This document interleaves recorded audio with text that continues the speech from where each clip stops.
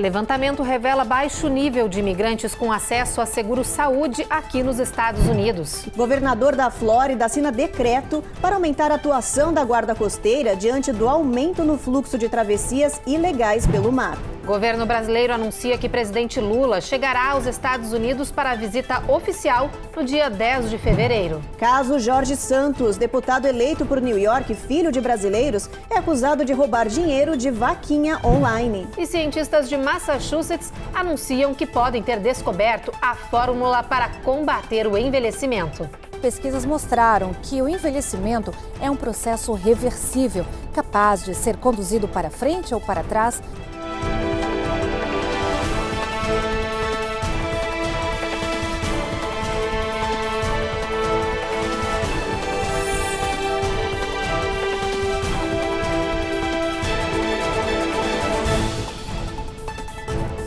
Boa noite. Olá, muito boa noite. A gente abre essa edição com uma boa notícia para a nossa comunidade. O vice-consulado brasileiro de Orlando começou a emitir e renovar passaportes. Pois é, olha, esses serviços são os mais procurados pelos imigrantes brasileiros. O vice-consulado vai atender todo o norte e a região central da Flórida, como mostra a Carla Marinho.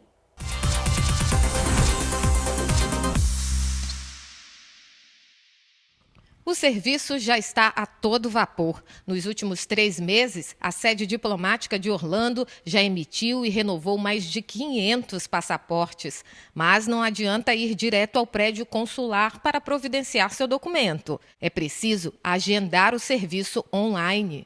A solicitação deste tipo de serviço deve ser feita por meio do e-consular, um sistema que nos ajuda a verificar a documentação necessária antes do brasileiro comparecer ao consulado. Nosso site é ec-orlando.itamaraty.gov.br. Após a validação, o brasileiro recebe um e-mail para enviar seus documentos pelo correio no caso de maiores de 18 anos. E quando o documento é para o menor, enviamos um e-mail para marcação de data para que ambos os pais possam comparecer ao consulado para autorizar o documento de viagem para o menor. O serviço chegou na hora certa em Orlando. O número de brasileiros entrando e saindo da cidade está aumentando rápido e quase atingindo os níveis pré-pandêmicos. Afinal, é aqui que fica a Disney, um dos destinos mais procurados pelas famílias brasileiras. Neste mesmo período de férias, de janeiro, é quando os brasileiros que moram na cidade fazem o caminho inverso, visitam os familiares no Brasil. Por isso, os serviços de passaporte são tão importantes neste momento, tanto para quem está chegando quanto para quem está saindo.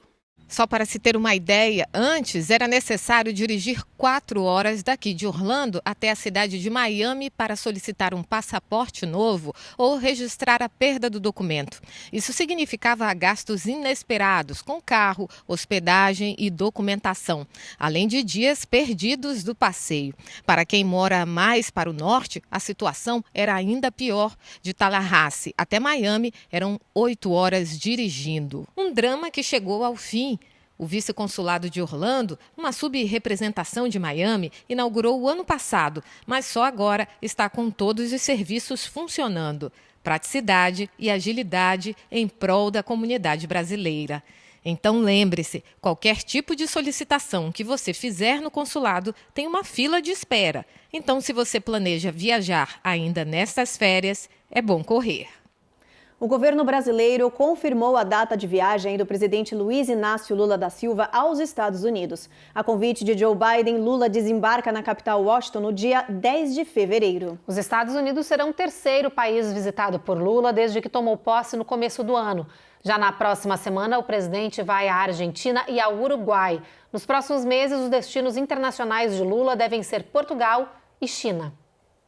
E ainda falando dos anúncios do governo brasileiro aqui para o exterior, foi divulgado que o diplomata Sérgio Danese será o novo representante do Brasil na ONU. Sérgio deve assumir a posição nas Nações Unidas em New York só depois que o Senado aprovar a sua nomeação, mas ainda não há data para análise. O diplomata é atualmente embaixador do Brasil no Peru. Ele já atuou em outras 3 representações internacionais e chefiou o Departamento das Américas do Ministério. O Brasil é um dos 50 51 membros fundadores da Organização das Nações Unidas, criada em 1945. Bom, mudando de assunto, a gente fala agora de mais um escândalo envolvendo o deputado republicano de New York, George Santos, que é filho de imigrantes brasileiros. Pois é, dessa vez ele teria ganhado milhares de dólares pedindo dinheiro em uma plataforma de ajuda financeira online, tudo para um cachorro doente. Mas a história era mentira. A Eloá Orazen foi atrás desses detalhes pra gente. Mesmo com a perna curta, a mentira ainda vai longe, e às vezes longe demais. É o caso do deputado George Santos, filho de imigrantes brasileiros, que é protagonista de uma série de escândalos. Santos ganhou as manchetes depois que o jornal The New York Times desmentiu praticamente todo o seu currículo. Ao se candidatar ao cargo público, Santos afirmou ter diplomas e experiências profissionais inverídicas. E mesmo tendo sido exposto, se recusou a deixar o cargo. O próprio Partido Republicano, do qual Santos faz parte, tem feito coro para a saída dele, que segue irredutível. Mas Santos pode ser obrigado a deixar o cargo e o partido, porque agora o deputado é acusado de ter roubado $3 mil arrecadado durante uma vaquinha online em 2016 para salvar a vida de um cachorro pitbull de 10 anos que lutava contra um câncer. O caso veio à tona nos principais jornais do país. Na época, George Santos respondia até por outro nome, Anthony DeVolder. Para colocar mais lenha nesta fogueira, posts nas redes sociais com fotos dizem que Santos, ou DeVolder, já foi drag queen no Brasil. O político, que se colocou contra algumas pautas LGBTQIAP+, nega o fato. O problema agora é quem acredita nele. Acredito que todos nós já nos pegamos mentindo para alguém ou descobrindo que alguém mentiu para nós. Nós não somos 100% verdadeiros o tempo todo, mas é super possível que a gente consiga resolver os conflitos gerados por conta do erro de ter contado uma mentira. Desde que a gente consiga ver um arrependimento real da pessoa que mentiu e que ela demonstre um aprendizado de maneiras mais saudáveis de agir. Agora, quando falta o remorso e a pessoa tenta diminuir ou invalidar os impactos negativos gerados pela mentira, a situação fica mais complicada. Que a gente começa a achar que as mentiras vão continuar de maneira compulsiva. E aqui a gente fica meio confuso. A maioria de nós concordaria que se fôssemos pegos contando uma grande mentira para nos promover, nós teríamos um profundo sentimento de vergonha e remorso. O que faz a gente pensar, como que pode uma pessoa continuar na mentira e não sentir isso? Quando observamos uma mentira contada para se promover, é bem óbvia a recompensa que a pessoa tem ao mentir. É uma oportunidade que se abre, é um dinheiro que entra, é uma admiração e respeito que se acumula. E claro, a recompensa faz parte da motivação da mentira, mas não é só ela. Porque se fosse, todo mundo que também quisesse essas recompensas mentiria para se promover. E tem muita gente que busca essas coisas de forma honesta. Para entendermos esse tipo de mentira, temos que olhar também para o que não acontece quando eu minto. Ou, mais precisamente, o que eu evito que aconteça com a mentira. E é aqui que, ao investigar mais a fundo, a gente vai descobrir que as verdadeiras motivações são medos com os quais a pessoa não sabe lidar. São inseguranças sobre quem a pessoa seria sem aquelas recompensas e a admiração alheia. O que acaba sendo irônico e contraprodutivo, porque ao buscar desesperadamente a admiração das pessoas a qualquer custo, quando uma mentira contada é desvendada, a admiração não só é perdida imediatamente, como pode se tornar algo praticamente impossível de ser reconquistado. Bom, depois do intervalo a gente fala sobre a assinatura de um decreto por parte do governador da Flórida pedindo mais auxílio federal para lidar com a crise de imigração por causa das embarcações que continuam chegando através da costa do estado. E a gente fala também das drásticas novas orientações sobre o álcool no Canadá. O governo quer que a população passe a tomar 2 drinks por semana. Essa medida criou polêmica e dividiu opiniões.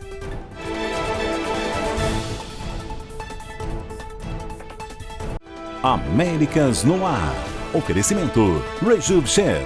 Melhore agora sua qualidade de vida. Perm Shield. Precisando construir ou reformar seu ambiente? Temos o piso ideal para você. Acesse permshield.com.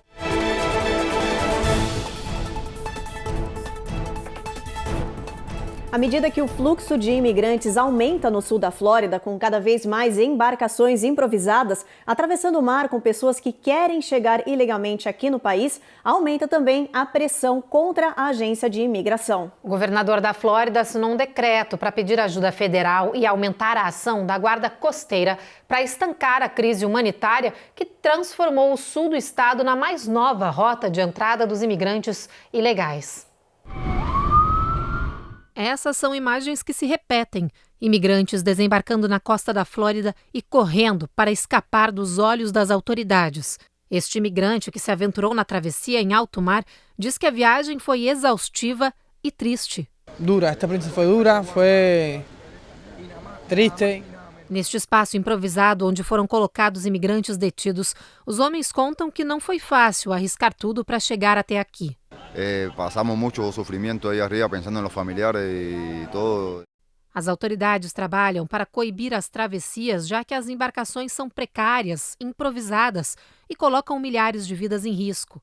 No começo do ano, diante do aumento no número de travessias, o governador da Flórida, Ron DeSantis, assinou um decreto para ativar a Guarda Nacional e acionar o governo federal para destinar recursos de ajuda para enfrentar a crise. Segundo a Guarda Costeira, de outubro do ano passado a 6 de janeiro deste ano, chegaram à costa da Flórida quase 5.000 cubanos. Em todo o ano fiscal passado, o número foi de 6.000.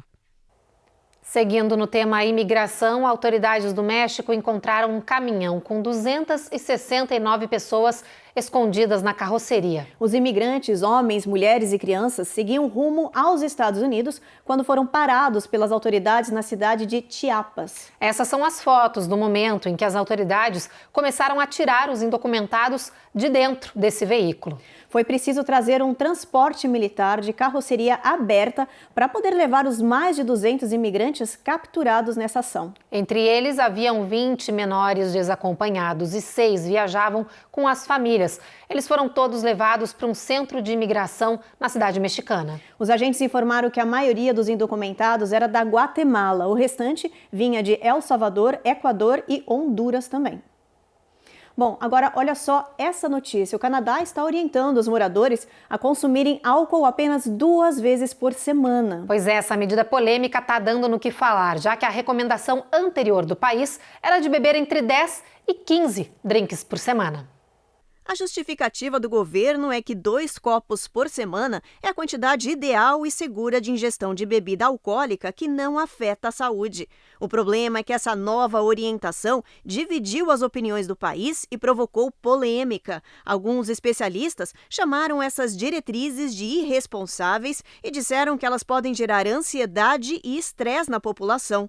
As novas recomendações contrastam drasticamente com as medidas emitidas em 2011. Na época, o governo tinha orientado que as mulheres poderiam tomar até 10 drinks por semana, enquanto os homens 15 copos sem risco à saúde. O Conselho Canadense de Uso e Dependência de Substâncias, apoiado pelo Departamento de Saúde do governo, alegou que o álcool provoca câncer, derrames, doenças cardíacas e ainda afeta o estado mental das pessoas, provocando ações negativas. Nas redes sociais, os canadenses informaram que não vão seguir essa orientação. Eles alegam que a recomendação de 2011 não afeta a consciência das pessoas e mantém o bem-estar do cidadão. Em resposta às altas críticas, o governo disse que não se trata de uma proibição, mas apenas de uma orientação para que as pessoas reduzam o consumo de álcool no país. Depois do intervalo, tem a repercussão da inacreditável história de uma mulher em Ohio que foi agredida pela polícia após reclamar da falta de queijo em um lanche comprado em uma rede de fast food. Tem também reportagem sobre um levantamento assustador. Mais de 50% dos imigrantes que vivem aqui no país não têm seguro-saúde.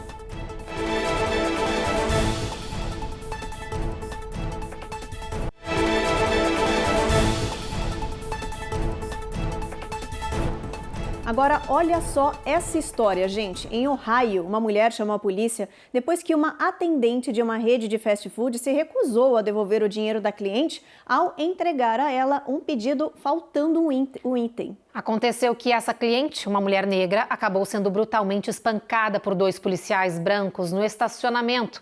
O caso gerou revolta na região e muita gente pede a punição dos policiais. Uma revisão interna já está em andamento.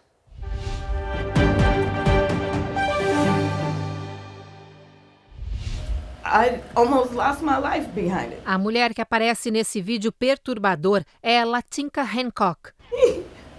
Ainda abalada, ela recorda os momentos de pavor que passou nas mãos de quem deveria defendê-la como cidadã do país. Eu decidi falar, não vou ficar quieta, vou me levantar. Não vou ser George Floyd, eles não vão me derrubar, diz essa americana. A gravação feita pela câmera corporal da polícia foi divulgada e mostra o momento que os oficiais chegam no estacionamento de uma rede de fast food após uma chamada de latinca. She refused to take my dollar to give me 30 cents after I paid it for extra cheese.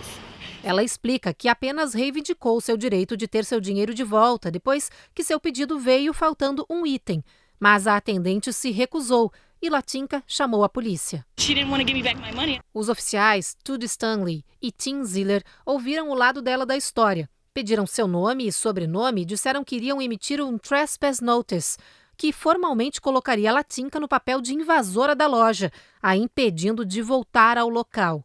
Ela, claro, se agita e, de repente, a conversa se torna agressiva, com ameaça de prisão.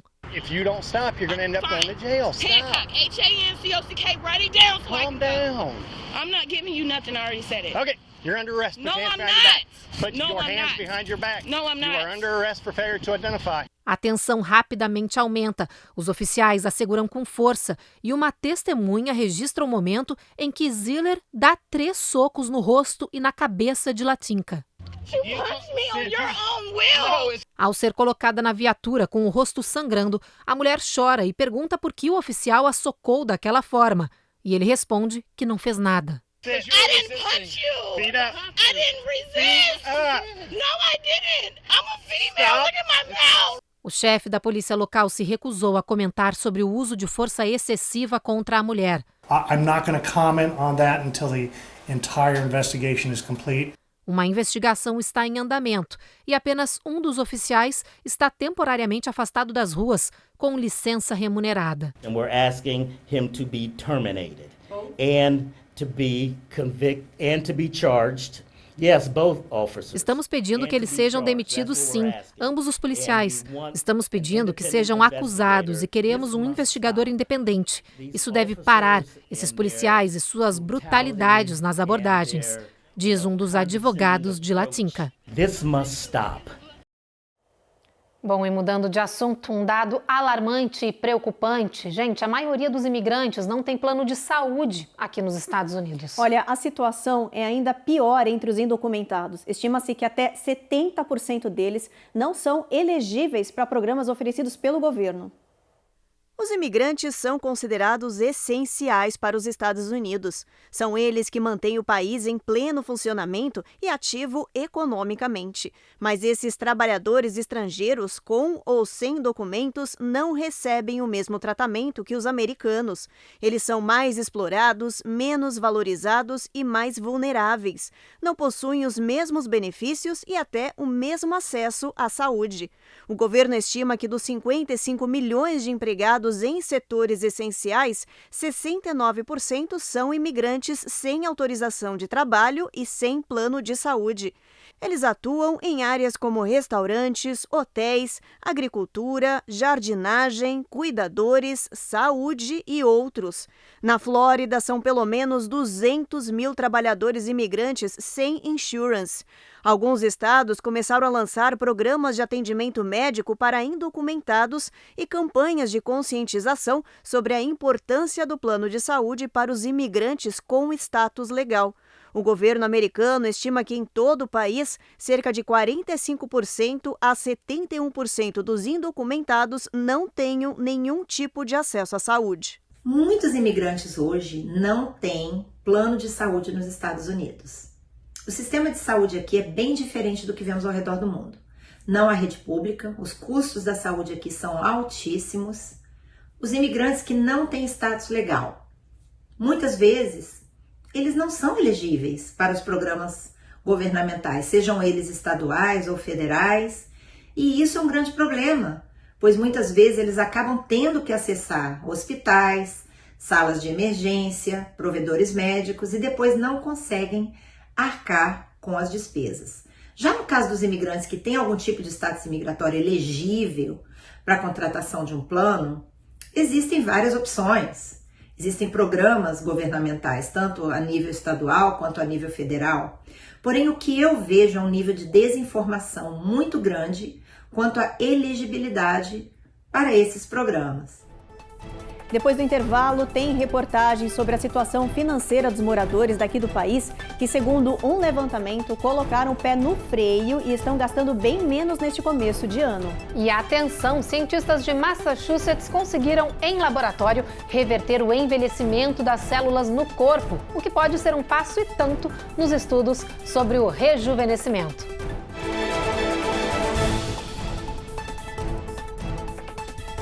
Américas no Ar. Oferecimento Rejub Chef. Melhore agora sua qualidade de vida. Perm Shield. Precisando construir ou reformar seu ambiente? Temos o piso ideal para você. Acesse permshield.com.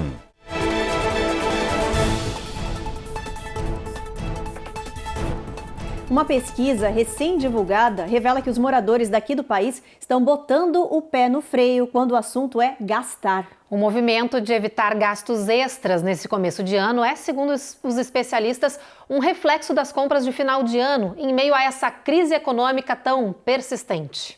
As famílias do país estão diminuindo os gastos e a expectativa é que recuem ainda mais neste ano. Uma nova pesquisa do Federal Reserve Bank de New York mostra que a queda de gastos vem acontecendo gradualmente nos últimos 4 meses, depois de alcançar um pico de investimentos de compras de 9% em agosto de 2022. O declínio nos gastos do consumidor se dá principalmente através das pessoas que estão adiando as compras grandes, como carros, eletrônicos e eletrodomésticos. Analistas acreditam que, após os gastos de fim de ano, aumentou a pressão da população para tentar quitar as dívidas. Para economistas, essa é mesmo a coisa certa a se fazer, sobretudo em tempos tão incertos economicamente. No momento, você tem que gastar o que tem e não se endividar, porque o mercado está instável, então você não tem que poupar e tem que ser à vista. Crédito só se for necessário, uma emergência mesmo, saúde, coisas assim. É isso, todo mundo tentando se reajustar, né? Com essa crise que vem já de um longo período, o jeito é economizar para não entrar numa bola de neve ainda maior nesse ano. Ainda se endividar cada vez mais com o cartão de crédito, porque no final do ano foi uma onda de gastar com cartão, né? Tá certo, tem que tomar cuidado. Bem que falou ali nosso entrevistado, né? Usar o cartão só quando for necessário, porque o cartão, na maioria das vezes, é uma enganação, né? A gente acha que tem o dinheiro, mas não tem, e depois, o que é que a gente faz? Tá todo mundo cheio de dívida. Complicado. Bom, vamos dar uma olhadinha na previsão do tempo, Ruth? Pessoal, vem com a gente aqui no nosso telão. Olha só, amanhã a previsão é de chuva em New York e Boston, mas em Washington, tempo encoberto. Na Flórida, Orlando e Miami, com sol entre nuvens, máxima de 79 nessas regiões. Já no Texas, Dallas, sol entre nuvens. Em Houston, chuva prevista, mínima de 50 graus. Vamos dar uma olhada agora em Washington, em Seattle, vamos ver como é que vai estar o tempo lá. Olha, tempo encoberto, mínima de 32, máxima de 44. São Francisco, sol, mínima de 39, máxima de 56. Los Angeles e Las Vegas, sol entre nuvem, Los Angeles, mínima de 42, máxima de 61. Las Vegas, aí, máxima de 53. Mais quentinho em Los Angeles do que em Las Vegas dessa vez. Pois é, o deserto tá mais friozinho, né? Pois é, tá mais friozinho pra galera lá. Bom, e agora, gente, uma notícia que vai animar muita galera aí ao redor do país e do mundo. Cientistas de Massachusetts conseguiram, em laboratório, reverter o envelhecimento das células do corpo. E olha, eles fizeram esses testes em ratos e os resultados surpreenderam. Agora eles querem tentar repetir esse processo aí em humanos. A Giovanna Locatelli conta toda essa história pra gente. Os experimentos mostraram que ratos velhos e cegos recuperaram a visão e desenvolveram cérebros mais jovens e inteligentes, além de músculos e tecidos renais mais saudáveis. Por outro lado, camundongos jovens envelheceram prematuramente. Com isso, as pesquisas mostraram que o envelhecimento é um processo reversível, capaz de ser conduzido para frente ou para trás, disse o relatório dos especialistas em genética do Blavatnik Institute de Harvard Medical School e do Paul F. Glenn Center para a pesquisa em biologia do envelhecimento. Eles defendem que o organismo humano tem algo parecido com uma cópia de backup de nossa juventude, que pode ser acionada para se regenerar. Os experimentos combinados, publicados pela primeira vez na revista Cell, desafiam a crença científica de que o envelhecimento é resultado de mutações genéticas que prejudicam o nosso DNA, criando um processo irreversível de envelhecimento. A pesquisa defende que o envelhecimento é a perda da capacidade da célula de ler o seu DNA original e que faz esta célula esquecer como funciona, provocando a diminuição da atividade e, consequentemente, o envelhecimento. Os cientistas esperam que as descobertas transformem o processo de envelhecimento e a forma como se aborda o tratamento de doenças associadas ao avanço da idade. É isso aí, tanta gente ao longo dos anos, né, Ruth, tentando descobrir a fonte da juventude e de repente agora a gente está pertinho de descobrir. Tá mais perto do que a gente imagina, pelo que eles anunciaram aí, tá avançando bem. Já foi em rato, agora estão chegando em humano. Já pensou quando isso chegar aqui, a loucura que vai ser? É, vai ter muita gente comemorando, para ficar um pouquinho mais jovem. Muita gente comemorando, eu vou estar lá na fila. Vai querer fazer parte dos estudos? Olha, quem sabe você não me vê ali numa imagem de voluntária. É isso aí, esses estudos são sempre incríveis, né, gente? Mas, ó, vale lembrar aqui que o que importa é a gente se cuidar mais da saúde, né? Cuidar mais de dentro, que aí em fora a gente reflete essa beleza também. Então, resultado, reflexo. Cuidar mais da saúde do que está por fora. É importante também, mas o que está por dentro, a nossa saúde é mais importante, deve vir em primeiro lugar, né? Com certeza, em primeiro lugar é o mais importante, a saúde. Isso aí. Bom, e com essa notícia que vai deixar muita gente feliz, a gente se despede e a gente se encontra novamente amanhã, 7h30 da noite, aqui no Jornal Américas no Ar. É isso aí, a gente chega depois do Cidade Alerta e você fica agora então com mais um capítulo da novela Jesus. Boa noite. Boa noite, gente.